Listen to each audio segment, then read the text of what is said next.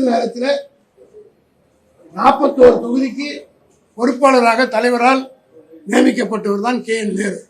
41 தொகுதியிலும் மிகப்பெரிய வெற்றி பெறக்கூடிய அளவுக்கு ஒரு களத்தை சரிபடுத்தி வச்சிருக்கிறார். இந்த பொறாமையில் வயிற்றெரிச்சலில் பாஜக அரசு டெல்லியில உட்கார்ந்து கொண்டிருப்பவர்கள் இங்கே இருக்கிற எடப்பாடியுடைய பேச்சு கேட்டுக்கொண்டு செயல்படுகிறார்கள். நிச்சயமாக தேர்தலில் மிகப்பெரிய அடியை போகிறது.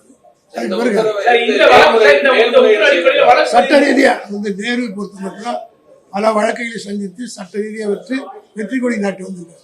இது ஒன்று லாப்டால்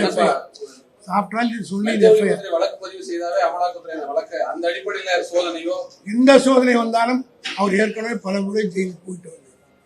பல முறை சரி